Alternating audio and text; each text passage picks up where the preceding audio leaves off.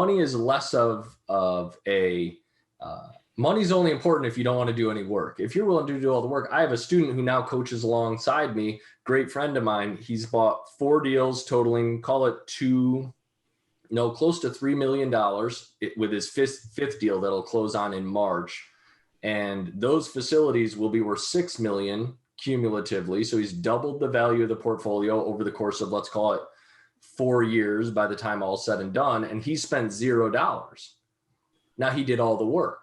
So where did the rest of the money come from? Well, investors who didn't want to do any work, right? And they split the profits proportionally. So you can do it with $0, but you got to work for it. If you want to get into a deal, I have an old high school buddy who gave me 50 grand. I had a very small $200,000 project.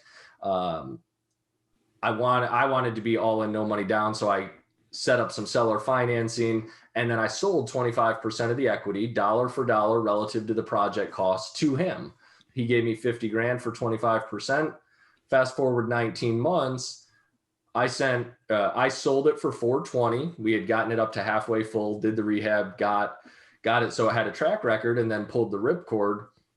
I sent him $95,000. So he had a 65% annualized ROI on a $50K investment. So we're not talking about needing hundreds of thousands or millions of dollars. Clearly, from the investor standpoint, when it's myself or my students doing a deal, if I can raise $500,000 from one guy, I'm always going to choose that over 50,000 from 10 guys because, well, for obvious reasons, right? We didn't need to go and why.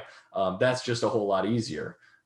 So really, I would have to guess some of my students have needed to raise as little as $25,000 to $30,000 to get a deal across the finish line.